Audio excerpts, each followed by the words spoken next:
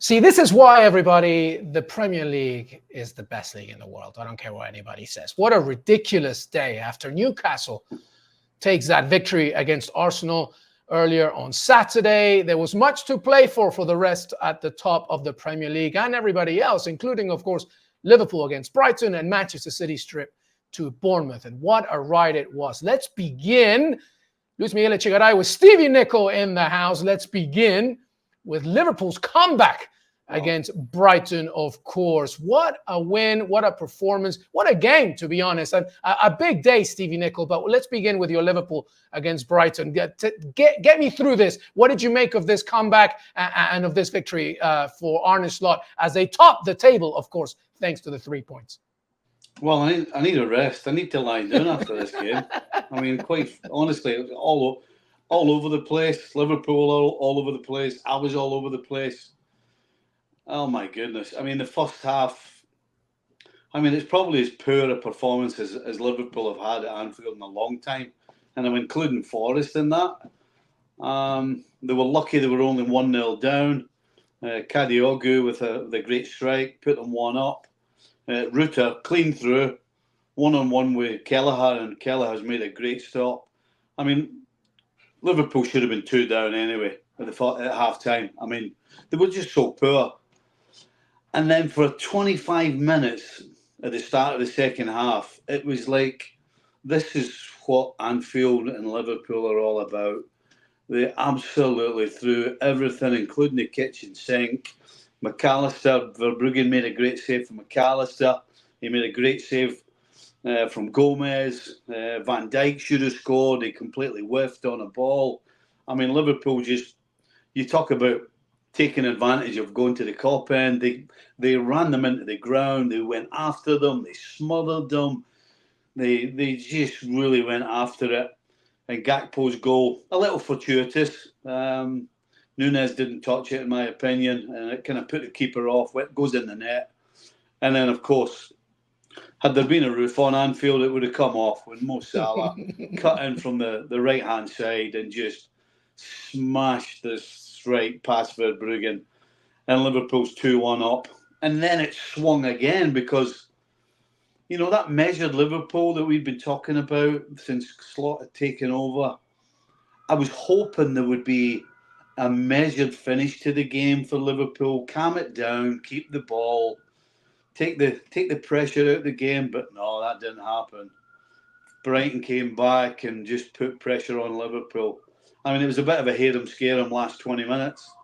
But Liverpool get the victory. I mean, poor to start, an incredible 25 minutes spell that just smelled of proper Anfield and the atmosphere. And then a tense, tight and nail-biting finish. But in the end, 3 points. Yeah, well said, Stevie Nicol. I mean, I'm with you here. You needed to rest after this game, specifically if you're a Liverpool fan going through all those emotions. But I think a particular thing for today was the fact that, as you mentioned, unlike the loss to Nottingham Forest earlier at Anfield this season, Liverpool were at least able to reclaim that victory and come back, because honestly, Verbruggen played the game of his life up to those goals. He was delivering some magnificent saves. And to your point, it took off that ridiculous Mohamed Salah winner. All you got to do is invert it to your left foot and you know where he's going to take it. But let's focus on the fact that this was, at the very least, from an Arne Slot perspective, Stevie, a team that we talk, as you mentioned, a team that we talk so much about control, being at least dominant with possession, or at the very least the rhythm of the game. And today, really, it was more about, look, we have to just scrap through everything that we can to get that victory. That at least is great. That the fact that now you see character from Arne Slot's Liverpool, that's a massive thing to take away as well. Yeah, I mean, it's one thing to always talk about, the performance and the way they're set up and all of those technical things. But, the biggest thing about it is, when you go to Anfield, this is what you should expect. And the fact that an Arne Slot team has done what previous historic and legendary Liverpool teams have done tells you that, they've still got it, and Arne Slot knows how to get his team going when it needs to. He made the right changes at the right time, which is probably why the last 20 minutes was a little harum scarum, because there were so many attacking players on that measured possession probably wasn't going to be possible. But yeah, it's great to see that Anfield is alive and kicking. Yeah, alive and kicking, and at the right time, because we all know that this schedule is getting harder and harder for them. But Arne Slot is the first Liverpool manager to win 8 of their opening 10 matches in the Premier League. A really good victory here. Before we move on, is there anybody in particular that stood out to you, aside obviously from Mohamed Salah, because he was quiet in the game, but obviously that winner meant something. But is there anybody that stood out to you specifically as the game developed? I wouldn't say there was one person in particular stood out. I think the fact that the collective got together and produced what we expect at Anfield when Liverpool need to go and score goals. If there was one moment in the game, though, that I would suggest was the complete turning point, or turning point's maybe the wrong word, but I think really matters the most is the save. Like a wake-up call. Yeah. I think the save Kelleher made just before half-time that would have made Brighton 2-0 up. I think that might have suppressed what we saw in the second half for Liverpool. So I think that's an important point in the game. But again, great comeback. Yeah, well, he's definitely worthy of a mention, taking in mind that the Irish goalkeeper has had to stand up and be counted during Alisson Becker's injury. By the way, Mohamed Salah makes it 9 goals and 7 assists this season for Liverpool, and Gakpo with his 3rd goal of the season as Liverpool come back from behind, beat Brighton, top the table. And if I didn't tell you at the beginning, let me remind you again, what a Saturday, by the way, because over in the South Coast, Bournemouth and Andoni Iraola, who, by the way, Bournemouth wins against Arsenal. They go to Villa Park, a very resilient Villa Park, and they managed to get a draw in that game. And today, against Pep Guardiola's Manchester City, Stevie Nicol, they win 2-1, a historic victory for Bournemouth and Iraola. And by the way, there were moments where it should have been 3-0 until obviously Gvardiol made it 2-1. But regardless, they get 3 points. Bournemouth with a great win. And that's, as I mentioned, the 3rd match against the top 4 opponent, and they get a victory. What a victory for Bournemouth, Stevie. Well, they came at the blocks really quick. I mean, Edson's had to make a double save after, a minute and a half. And then, of course, barely 5 minutes on the clock and Semenyo scores. And City were rattled big time. And basically every time Bournemouth were on the... they played it smart, because obviously City are going to have a lot of possession, which they did. But on the counter-attack, the pace of Semenyo and Evan Nielsen, I mean, really troubled them. And when Evan Nielsen scored to make it 2-0, then there didn't seem any way back. And there wouldn't have been had Smith, after Tavernier had hit the post, Smith had an open goal. It was a tough angle. It was coming at him at pace. But had he buried that would have been 3-0. Game would have been done.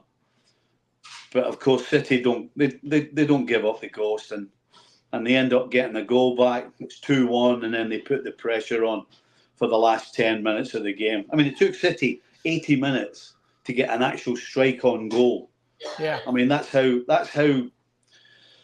much they were struggling in the final third. Yes, they had plenty of possession, but they couldn't create an awful lot in the final third. Till they got that goal, a great header from Gvardiol. And then, of course, as you expect, they put the pressure on, but couldn't quite get the breakthrough. I mean, Bournemouth overall deserved the win, but City didn't give up. But in the end, they've lost. And I do believe Liverpool are sitting top of the league.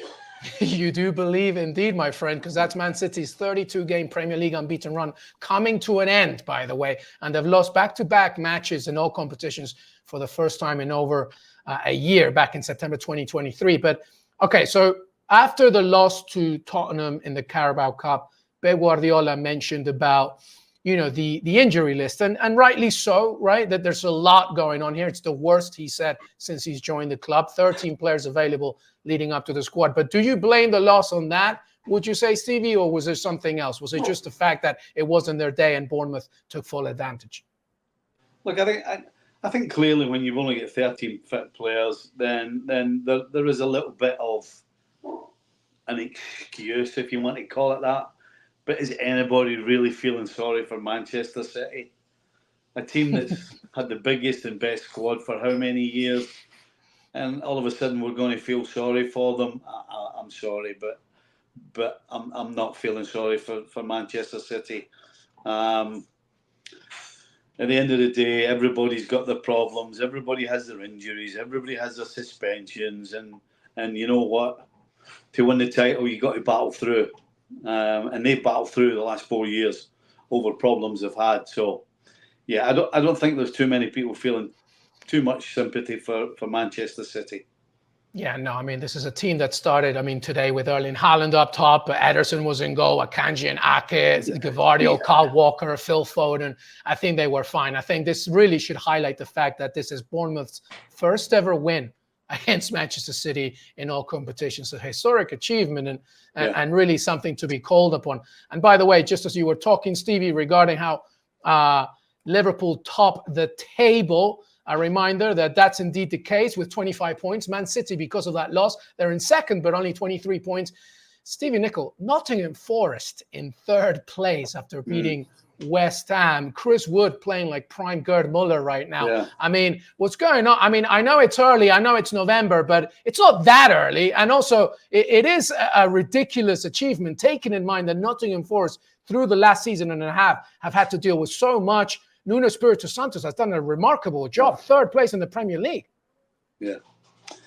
Yeah, I think, the fact that Forest is sitting in third place is incredible.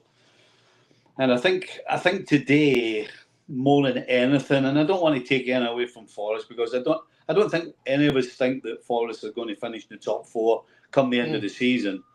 But I think what Forest have done and what we've seen today in terms of the loss for Arsenal, the loss for City, and then, Liverpool winning. But, boy, did they have to come from way far back. I think we just need to sit down and realise that, you know what, this season, this Premier League, every week there's going to be so-called upsets, surprises, strange results, strange performances, because we can't sit here after, 10 games and really turn around and say, well, this team's going to win it, that team's going to win it, this three are going to pull away from the pack. In terms of relegation, we don't know. There's a lot of things going on down the bottom as well. There's just so much going on in this Premier League that to try and predict every week is becoming nigh on impossible. There are results, wacky performances and wacky results since the Premier League started this season. So I think it's a good thing that we can look forward to not knowing what's going to happen every weekend. I'm not so sure if you're a City or an Arsenal or a Liverpool fan, that's what you want. But for the neutral, you can't take your eyes off it.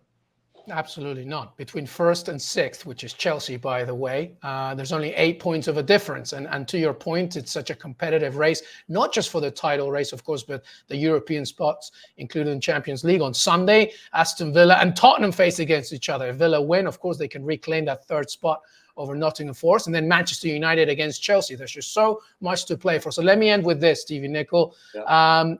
Who's in the title race right now, to your point? Even with Man City's loss and Arsenal's loss, would you say it's still a three-horse race? Do you think actually is more of an issue for Arsenal to lose against Newcastle as opposed to City losing to Bournemouth? What say you? What do you think? I know you just said how difficult it is to predict, and obviously your opinion will change next weekend, but opinions are changed based on facts right now, right? So what do you say? What's your gut telling you right now in terms of the title race? I think the gut feeling is that Arsenal is still in it. I think it is between three sides. But I do 100% get the feeling that Arsenal are in a situation where they don't have any more time to turn this around. They have to turn that around the next time they step on the field in Premier League. Because you can't give City and Liverpool too much room and too many points. Because, of course, the way it's gone, everybody's going to be dropping points. So, yeah, I get the gut feeling that Arsenal are in a tougher position. City have lost a game. You know, the fact that City have been so good is why City have lost 2 games for the first time in a year. But I'm not overly worried about City yet. I'm not overly worried about Liverpool. But if I'm an Arsenal fan, I'm beginning to have some doubts whether they can sustain a challenge for the whole season, because they really are in a tough spot. And as I said, they can't afford to not get out of it straight away the next time they step on the field in the Premier League. Yeah, I mean, the issue today, I think, was Bournemouth's victory was deserved, right? Like you saw it. And so was Newcastle's. But I think Newcastle didn't need to play the way that Bournemouth needed to play today to get a win. And I think that's the worrying part for Arsenal. So we'll have to wait and see. Can I just mention one thing that go ahead. That would be, I think the one thing for Arsenal that would be more worrying is the fact that they don't look as though they're creating an awful lot. They didn't create an awful lot today, whereas, you know, City and Liverpool have been creating chances, regardless of whether the performances have been there. Whereas Arsenal, they don't look as though they're going to create too much. And that would be, if I was to put the finger at one problem that was more than anything else, including injuries and all that other stuff, would be the fact that they haven't been creating enough. Well, I'm really glad you said that, because what's the one player that's missing right now in that midfield? Mr. Odegaard. Exactly right. And that will be a big issue for Arsenal going forward. But regardless, a tremendously exciting Saturday in the Premier League. We'll wait and see what happens on Sunday. Much more to come. Stevie, Nicol, Luis Miguel Echegaray. Make sure to stay with us. ESPN FC, ESPN FC Live, and of course, ESPN FC on ESPN Plus, where you can watch Stevie and the boys and the girls every single day. We will see you next time. Till then, bye-bye.